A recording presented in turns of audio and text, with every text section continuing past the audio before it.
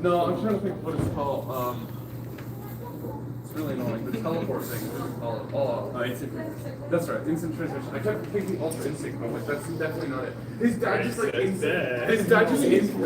No, we all just use that instant transmission. Oh, I know. Because my parents are probably going to take away. No. His parents both Where's the industrially? You gotta give me the rundown of track kind of stuff. You know right now track Phoenix, we got ourselves a game tonight for this It's his last last. game tonight for It's his last. I see. I think you mean for. I'll see you on the other side, brother. No, you won't. That's kind of the issue. There is no way. Yeah. For me, I think I might be out. Or no, never mind. Because I can think. I just feel it needs. I think I'm cooked. I want of them. Make them villains, and then buff the shit out of them in ways that we're cooked together. Let me. Ah, yes. I can dual wield great swords. And you get to create your own. I don't know how I did so bad in accounting though. I thought I did good on like saying. NPCs. I thought I did good in religion. I got a What's 77. good, my brother? Nothing. Rich 53 subscribers. I am now at great What's status. up, cringe? Hello, my middle brother. Yes, that is me. Approved. I already got a couple general concepts in mind. I just got to print out way too many character Concepts? Yeah. Please, A couple fun. why does he keep telling me this? I A promise. couple I'm fun. a big kid now. Yeah, no. I'm a big kid now, okay? Hey, Hayden, I got a couple fun boss fight mechanics that I'm sure you guys will love or hate. From Undertale? Yeah. I force you guys to just play Undertale. You want to have a bad I'm headed to class. I'm driving with you, Michael. No. Nah, man, don't do that.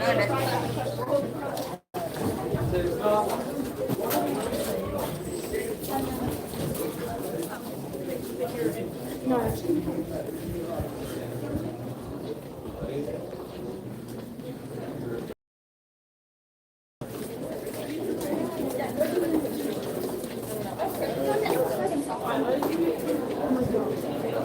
you deserve that?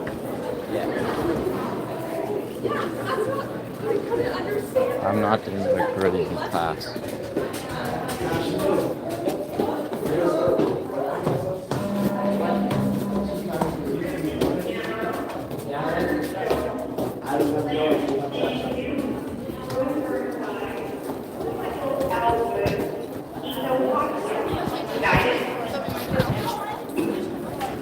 Appreciate that, Hockey King.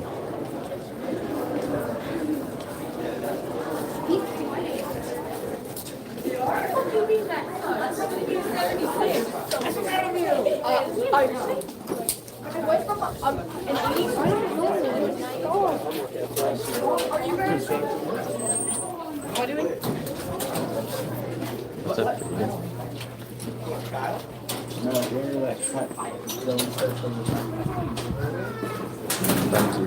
Thank you everyone for subbing.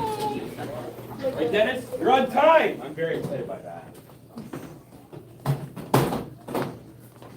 You make me happy, and when you're late like that and I have to get cranky with you, it makes me sad. You can't donate. And I felt really weird yesterday. I'm like, why? Love everybody. It is odd that my name would be Blackest. What? Do you not think that's weird? I don't really care about it. No, you don't care, but like, is it weird? What? You don't get to control your last name. You really don't. What are we talking about? I think it would be real. I would find that really challenging to change my first name. I know a lot of people who like. We'll go change it. Yeah, you can. You can. Yeah. But I would personally find that challenging. Yeah, disrespectful to Jersey traditions to change your name. I feel. Well, I think it would be considered a taboo. Like I had an acquaintance, she's not a friend, because I wouldn't say that. I know her. So there's this, You hear that, Russell? Thanks this for girl in my subscribing. elementary school, when she like wanted to move out, and she was always like a spoiled princess to begin with, she asked for her inheritance. The prodigal son. Yeah, I see, and I'm like, because like the reason why in the prodigal son why that's insulting is because you're basically acting like your parents are already dead. And she did it. And I was like, I had never heard of someone doing that in real life. And I was like, that would be so insulting as a parent. No, you know what's really funny is they do that. They're like, hey, my parents. And you're like, okay, here's your share of what you would get. And then right after they move out, your money like triples. You become like a millionaire. And no, then, she didn't do that. Like her dad like set her up with a job and gave her a house to live in. And she still complains. Like her parents owned a business. Like her dad owned a business. And like she lived across the street from me. So but she was always kind of spoiled. Like I remember her telling me that her dad was going to beat me up because she stabbed me in the arm with a knife, trying to like cut a piece of paper, and I slapped her hand away. And she's like, wait, explain to me, like this train. She stabbed your arm trying to cut a. She slashed my arm. I needed like 18 stitches. I'm still trying to understand. Wait, she was trying to cut a piece of paper with a knife and missed. No one ever said she was bright. And this. Yeah, no. One could say in that tool shed she is the sledgehammer. Anyway. Yeah. And it's really funny because I see her all the time. She's on my Facebook, and I see her all the time. She's a manager of a restaurant now, and I wave to her, and she doesn't recognize me. She just keeps giving me screw face. She's like, "Where are you?" Thanks for subscribing, Eddie. She's got 2 brain cells and fighting for 3rd place.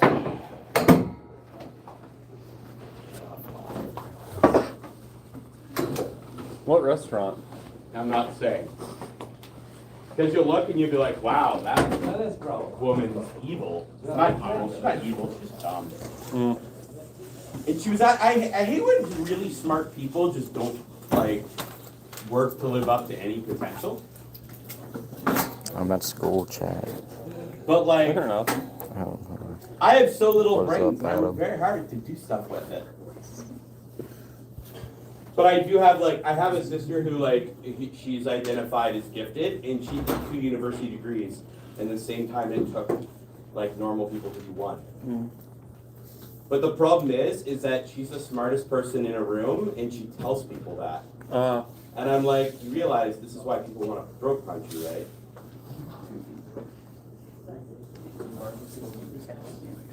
I don't need Okay. to tell people I'm At smart. least we're having They a already fun know. day.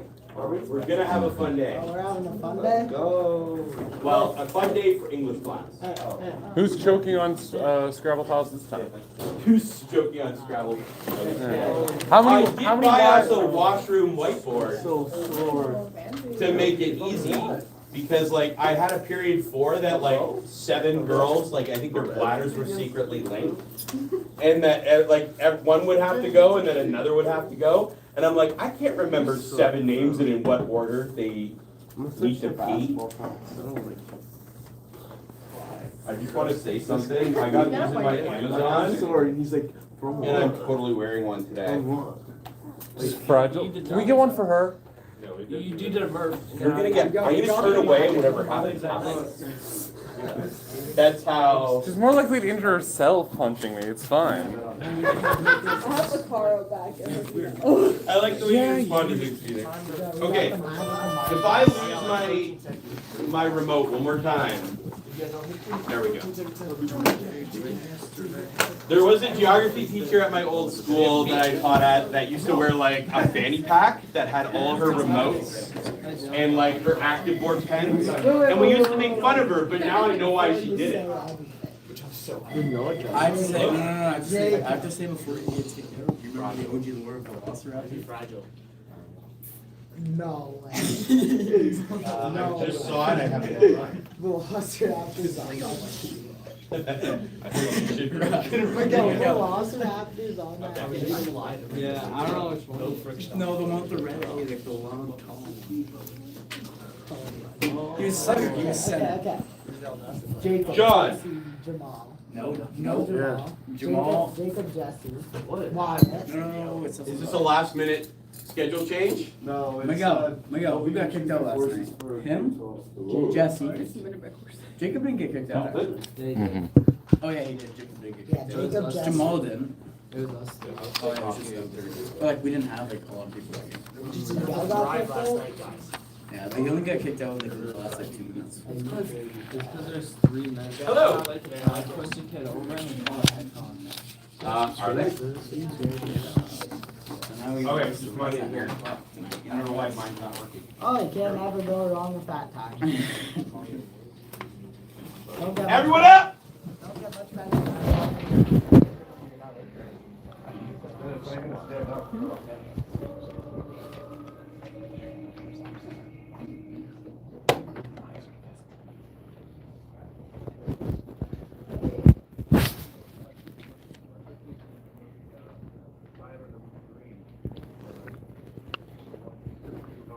Carry his cross. We haven't actually looked at the scripture passage where he appears, and he appears in 3 of the gospel accounts.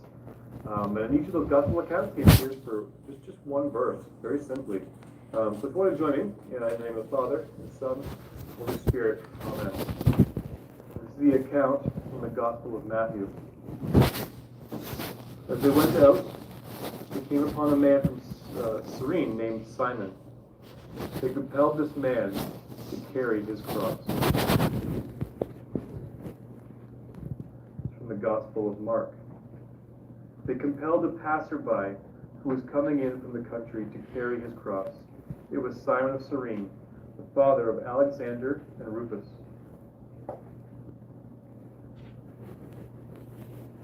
This is from the Gospel of Luke. As they led him away, they seized a man, Simon of Cyrene, who was coming from the country, and they laid the cross on him and made him carry it behind Jesus.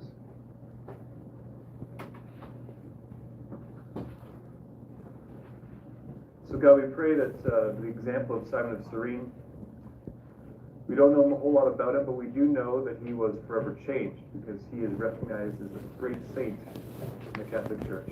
And whatever crosses we ourselves may be carrying, maybe it's the cross of somebody else, maybe it's our own crosses. But God, you call each and every one of us to greatness and to sanctity. And we pray that we can recognize that as we walk through our struggles, we can rely on you. We carry those crosses with you.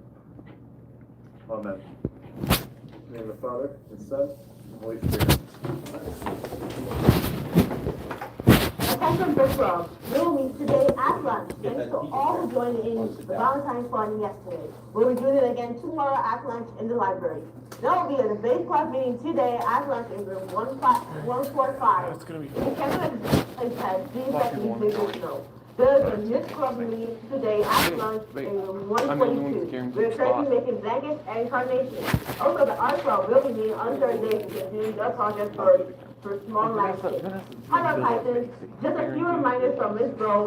1. Club orders songs are due by this Friday. If you have any His questions. announcements, 2. I can't Please pass. sign up for the College of Us Health School trip on Wednesday, March 4th, if you're interested. More details to follow. 3. Schism, health, and wellness students. Just a reminder to check Brightspace for reminders and info. A reminder that our art February's love competition for all those on this on the last Friday of this month.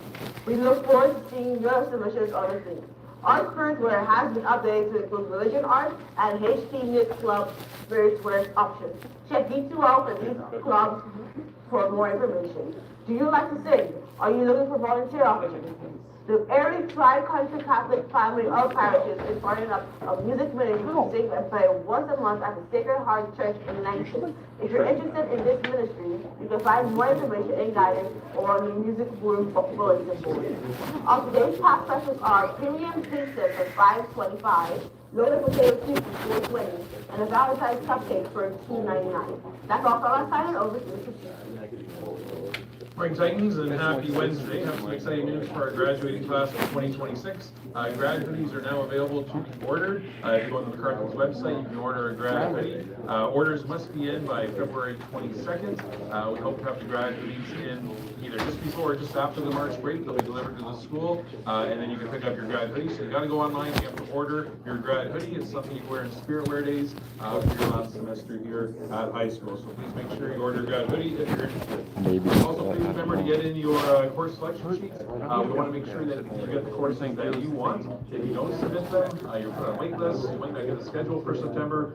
We've got another presentation tomorrow for our grade 9s. So please make sure you get your course selection sheets and talk to your parents about what courses you want to take. And make sure you submit We those. submitted them. My I dad want to wish approved good it. luck to several teams today. We have lots of teams in sports action. First, That's good luck my to our school, junior my boys dad basketball team. I'm making a guidance and I have no idea what I'm gonna do. Against Del High. I want to wish them best of luck and bring home the win and make it to the championship. Want to wish good luck to our boys hockey team. They're Appreciate traveling, that, they're playing BCI today here in Simcoe at 1 o'clock. And finally, want to wish good luck to our girls volleyball team. Tonight is the August finals. It's the championship. Both teams, juniors and seniors, play STS. Our crosstown rivals, the juniors play at 3. How old are you? Seniors play at 4. Live streaming. Want to wish them both This the is best my of luck. future, Come on, guys. I don't cheer care about things on school. victory. You got this, girls. Let's go Titans. It's just the West Titans. Have a great day. Okay. See you later. Okay, what we're going to be doing today, after we take up the work for literary devices, which shouldn't take long, we are going to be, we're going to be looking at satire and parody, just going over some definitions, and then we're going to look at an example of a recent use of satire in social media and its kind of impact. And then we're going to do a parody study where we're going to be watching, and we're going to be breaking into groups, and we're going to be watching a lot of Weird Al YouTube videos. I love satire. Yay, satire. Okay, Watch I'd my like you to take out your literary devices work, and then I'm going to do a test while you guys are doing it. Satire is second only to slapstick in forms of comedy.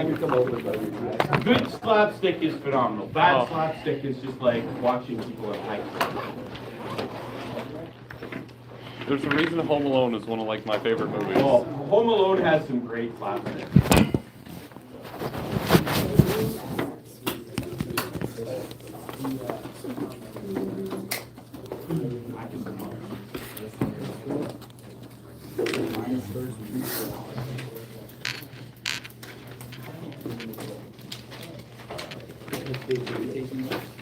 What are we getting? Literary devices we found?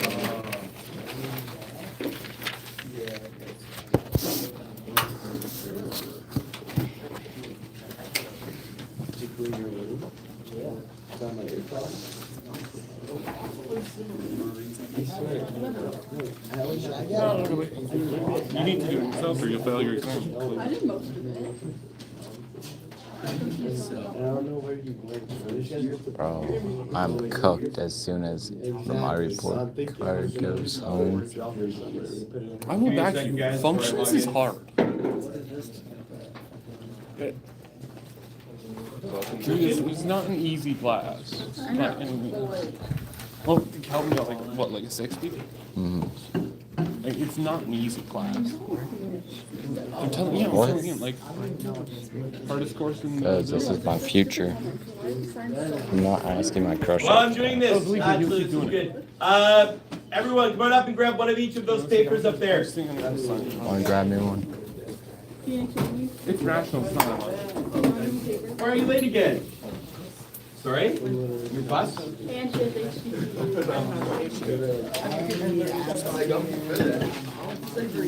I'll get me and yourself. Hey, help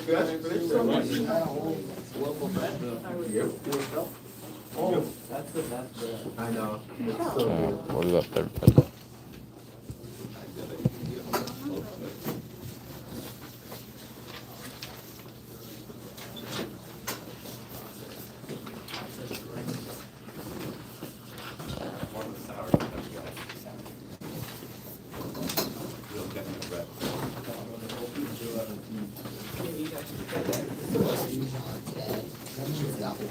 Can you say that? What is up, Axel? Men's hockey starts today. Appreciate the sub. Thank you.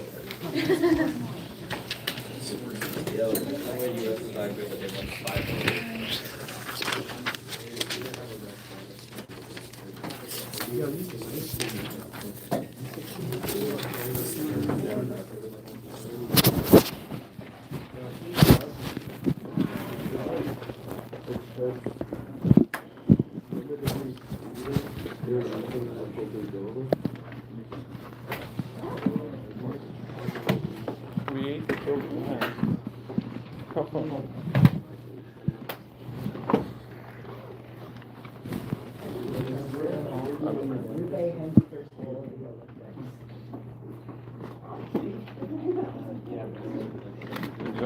No. Okay, let's start picking up. These are some of them. There could be tons of literary devices in Death by Scrabble. If you found a literary device but you don't know its effect on the reader, and we pick that up, please make sure to make sure that you write that down in your notes. Okay. So who wants to go first? Their first literary device that they found. Yes, John. When he's like chewing and it's like clack clack clack, that's onomatopoeia. Good. It's onomatopoeia. And what is the effect on the reader? You like kind of picture the sound. Okay. You picture the sound. If it's like its impact on the story, why do you think the author used that device? You don't know? Anyone else want to give it a guess? Why would a specific sound like clack clack clack be used? Yes. Great auditory imagery gives you like an idea of exactly Good. what they're hearing. So it is literary. So it is that. Have you ever had someone in your class, and you're probably thinking of someone right now? Okay. Just sit there. Say like you're really like stressing in like math or chemistry or whatever, and someone's doing this.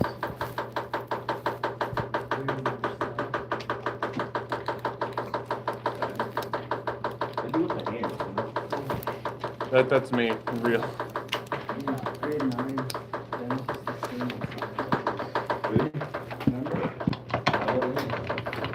Okay, so what we have is that we need a sound that increases someone's frustration, right? Now, I know this annoys my wife. Sometimes I start chewing really loud unnecessarily, okay? That sound is annoying, right? So there's that sound imagery that's increasing the annoyance. We've got visual, we've got an auditory. The only real thing we don't have is, we have even almost, the clacking is almost tactile. It's like a border between auditory and tactile imagery.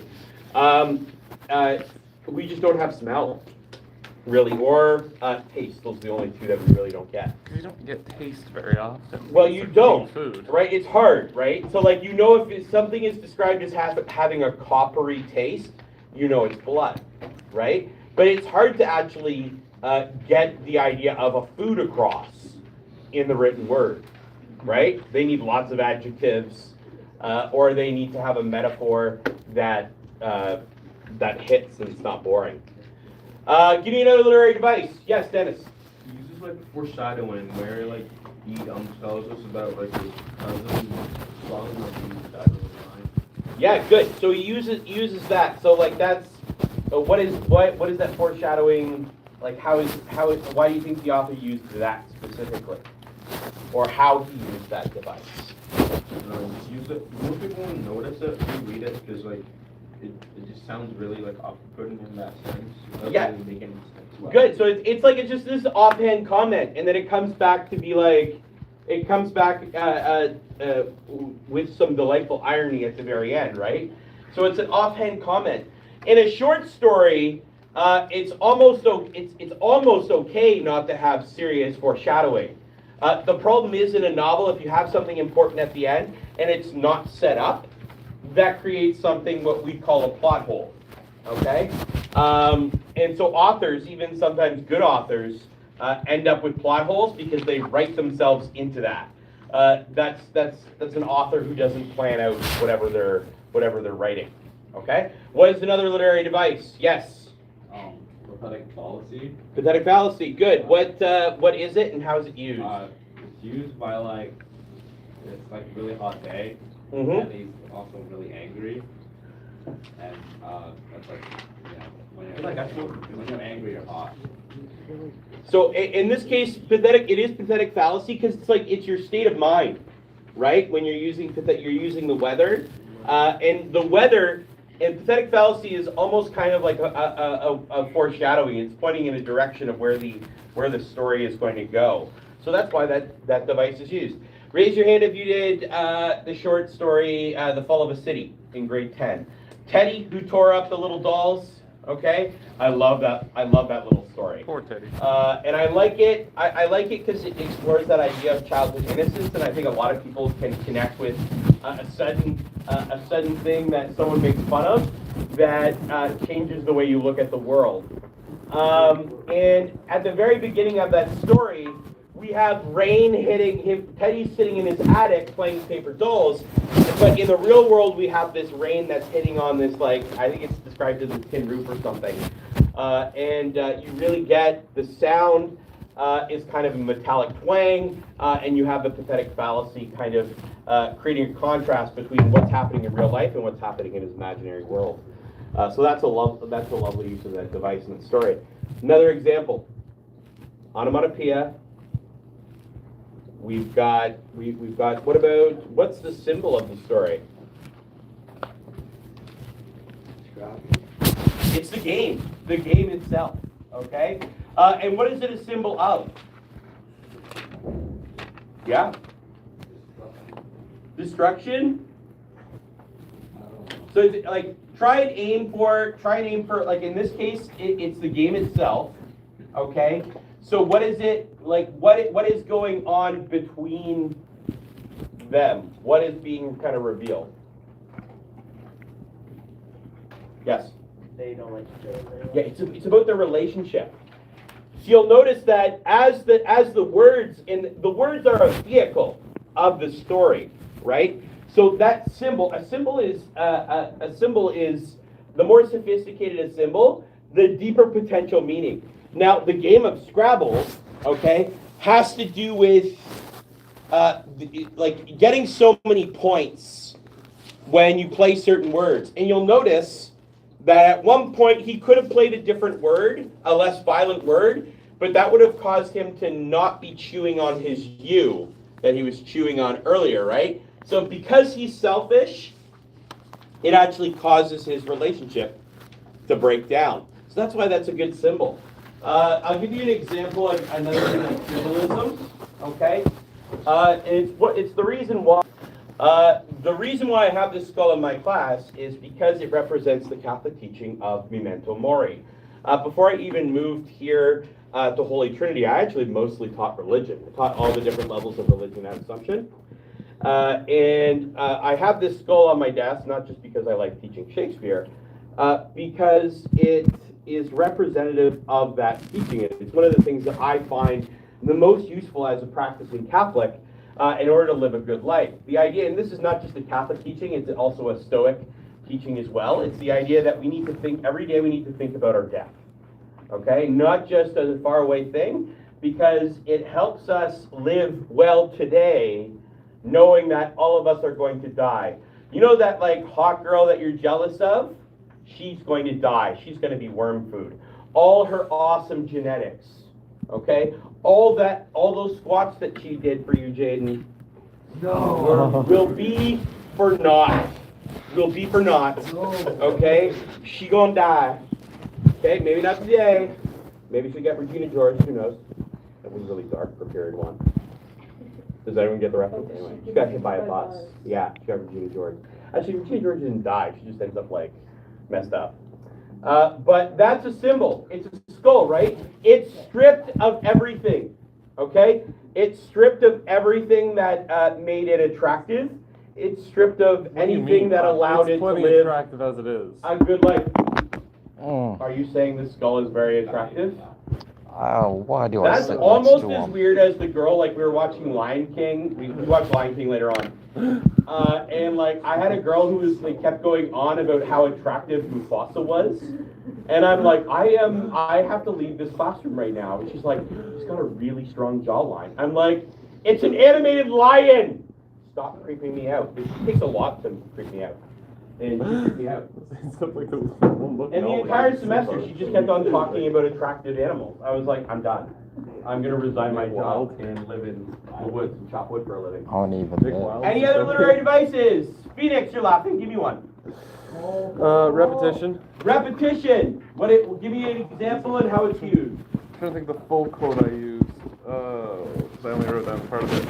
Well, he uses it a lot in terms of like the clack, clack, clack is repeated multiple times Okay. just to emphasize certain things. Okay.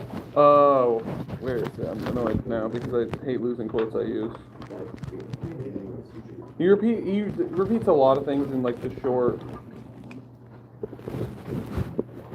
That's right. At one point he says when he's getting really mad, he says he's going to start hitting her again and again and again. Yeah, and it's a little excessive. The third again, once you hit that third again, it's a little excessive, right? Like when you're hitting your little brother, usually you stop after the first 2 shots because he gets it, right? If you're doing it anymore, that's a little bit overkill. Nah, my brother doesn't get that. Hey, like what? If you get hit, if someone is teasing you or you're trying to irritate someone, okay? When is like how many times do you have to like do it or like poke them? Say if like, say if it, like I was gonna use Jaden as an example. Well, it's once for retaliation, Say two for to steal the example message. that Natalie pokes Abby really hard in the ribs with a pen. Okay, how many times would like it take for you to absolutely lose it, Abby? Because it probably wouldn't be on the first time. First 3. The rule of Okay. And you know what? 3 is a solid number. If you have one time, it could have been an accident. It could have been like whatever you're doing it. Yes, you got your hardy har. And this is what happened. Like when I remember when I played hockey, my dad coached me, and he wanted to make sure my job was to draw as many penalties on other people as I could. And so what I would do. This is really dirty. It's not allowed, but most refs don't know what to call. So he used to cut the palms out of my gloves.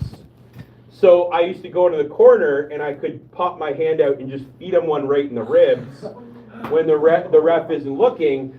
Or when he's coming in, I could pop my hands out and just whip him out of the corner. And like you do that once, the guy's like, oh man, like that's me. But like I just kept doing it. And I kept on hitting him in the ribs, and he kept on talking to the ref, and I'm like, I don't know what you're talking about. I'm just a simple defenseman. And by the 5th time I did it, the guy literally hit me in the head with the stick. Now I have a full mask on helmet. It's not going to do much. I was like, whatever. But I drew a really big penalty, and everyone's like, oh, and he actually got kicked out of the game for an unsportsmanlike. When it was me the whole time that was doing it. I had one ref call me on it once, but he literally didn't know what to call. I guess you could have nailed me for unsportsmanlike. Maybe. It's hockey. It's part of the... Yeah. But you couldn't tell if, like, sometimes you wear gloves enough that a hole actually appears in your palm if you don't replace the gloves. So I'm like, oh, they just rotted away. I didn't cut them out. Like, what are you talking about? Right? That 5th time is enough. And it's just like when you say again and again and again, what he's doing there is that it seems really unreasonable. Okay? There is that saying, that cliche saying, you're beating a dead horse. Why do people use the phrase you're beating a dead horse? Because you beat it, and then you kept beating it too much, and it died, and for some reason you're still beating it, even though the horse is dead. It's not going to do anything. You're like, this is a very violent period one. Well, okay. You want to talk about why are there so many idioms? Good. Lots of literary devices in this. You can put that away. Put your Death by Scrabble stuff away. What I'd like to look at now is I'd like to look at some satire and parody. And I'm just giving you a basic overview of satire because you're going to do more satire in grade 12. Okay? Yay! I almost think like satire is fun. It's the funny parts. Okay? And because I am weird, I like to pick weird examples of satire. So I want you to get a highlighter out. If you don't have a highlighter, I've got highlighters here. You can just use a pen to underline. We have a note for this, and then you just get to, you just have to make comments on it, just like we did before. Anyone else need a highlighter? Anyone want me? Anyone else? Oh, Devin. Anyone else? You're gonna throw one at Natalie, even though she's not. At someone? Like they've got to look. They've got to be looking at you. They got to have a chance. Okay. Now, what is satire? So I'm going to tell you like some of the things to highlight. It's a technique, and I would highlight technique for this, okay? Because it is a device, okay? But it's more like an overall thing. It's like an overarching kind of structure in which you place a story. So it is a style of writing. But it does use certain things. It uses humor, okay?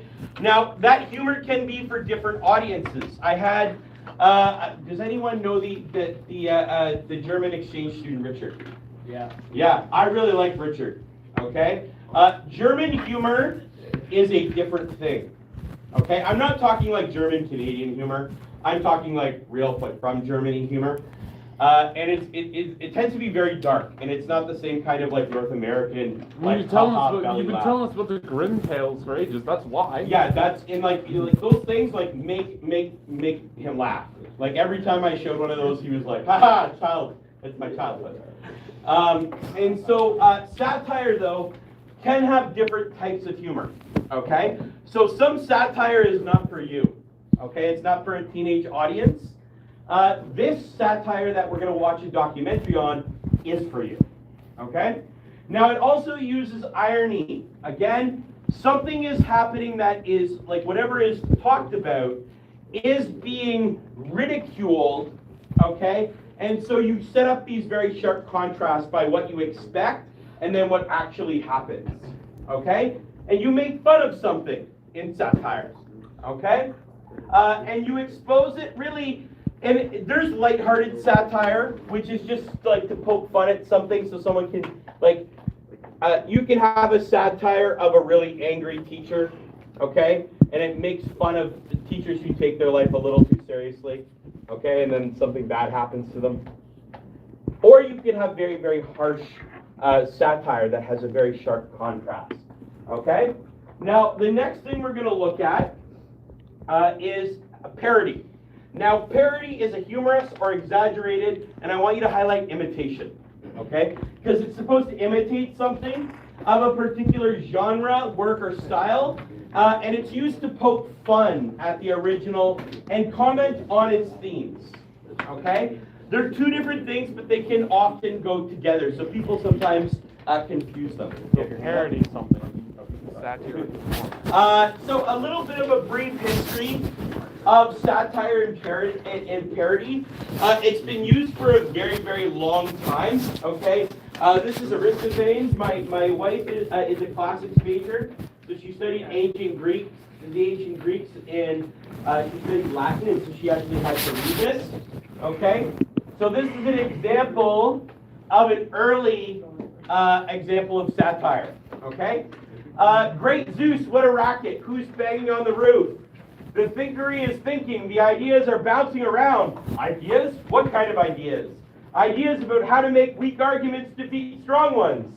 So what that quote from that play is that it's satirizing an intellectual pretension. So someone who thinks they're really smart, okay?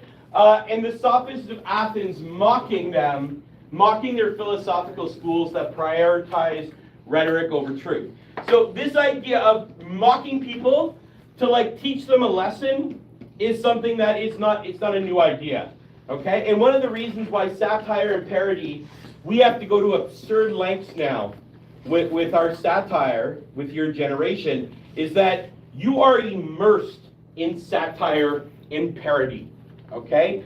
Parody, like all of those new memes, okay? Memes have been around now for a long time. A meme, if you're taking psych-soc-anthro, you'll actually, the meme is not a new word, okay? It's basically a packet of data, okay? It has information about a specific moment in time, okay? And the memes that you guys put together usually make fun of something, okay? And it got to the point because of the internet, some of those memes are very, very hard-edged, okay? If you're looking at like the Pepe the Frog memes, which are a specific meme about like that really is like a subculture, okay, in itself.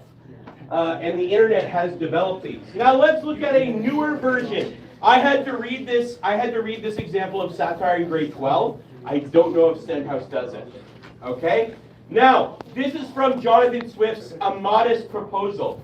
I have been assured by a very knowing American of my acquaintance in London that a young healthy child, well nursed, is at a year old a most delicious, nourishing, and wholesome food. We eat with the babies. Okay? Whether stewed, roasted, baked, or boiled, and I make no doubt that it will equally serve in a fricassee or a ragout. Okay? So, why are we eating babies? Why are we eating babies? Obviously, they're a healthy, delicious. Okay, now at the time, what Jonathan Swift is making fun of is he's using extreme exaggeration, okay, to make fun of the fact that the British government is not paying attention to the Irish potato famine. And because the British government is like, you know what, the Irish are just having too many babies. Okay, so Jonathan Swift is like, I can solve this problem. We're just going to eat the babies. Okay? I saw a thing on I use Facebook Reels, not TikTok because I'm old. And I saw one of these things that literally copied. It was like a modern version.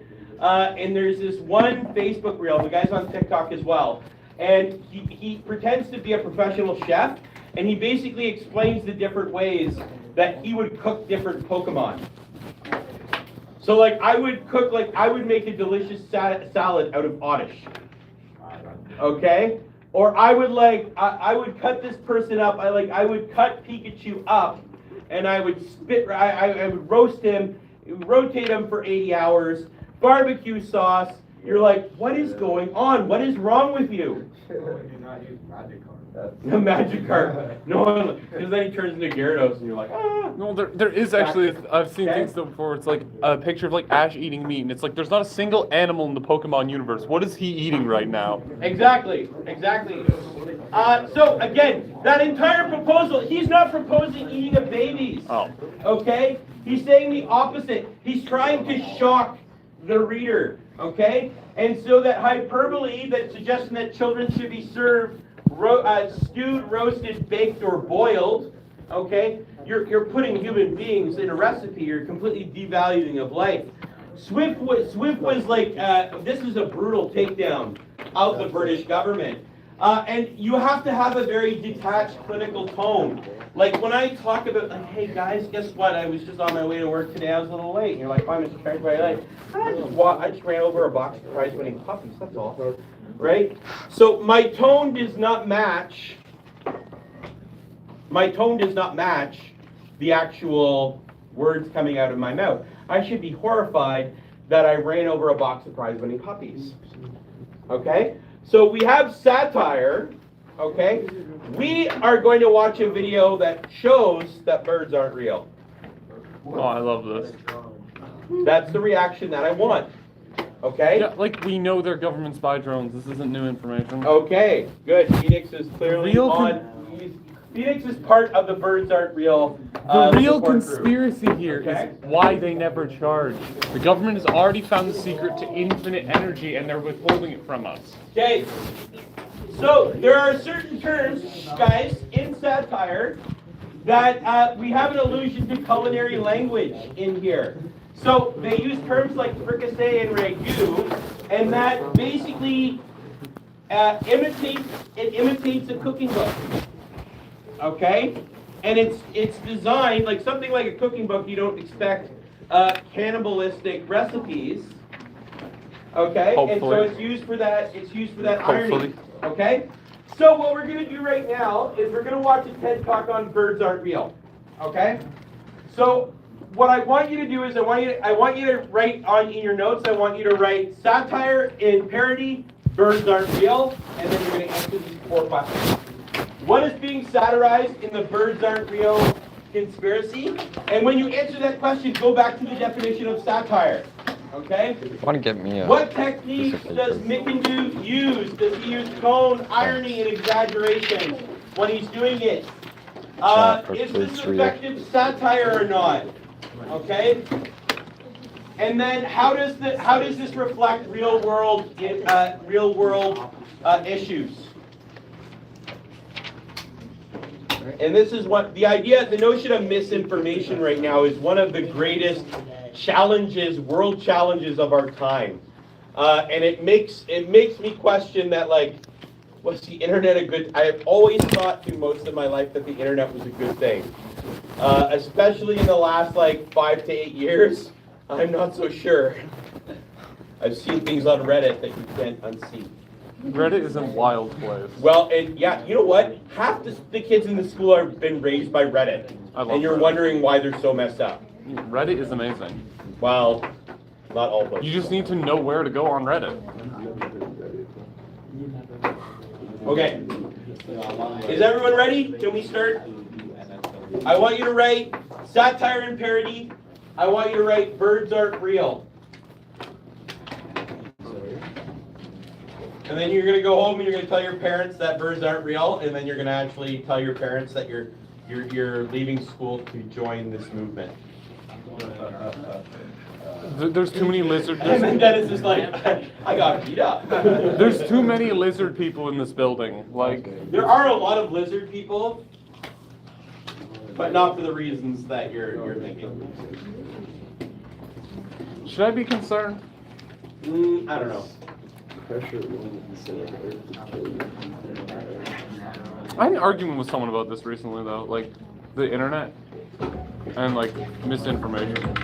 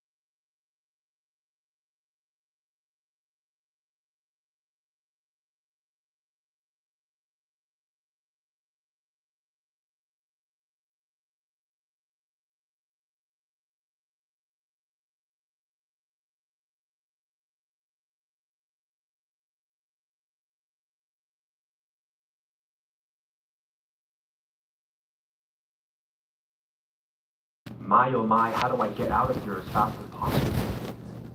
Please, open your eyes. Welcome to the world that we live in. My name is Connor, and I'm Peter, and for the last 5 years, we've been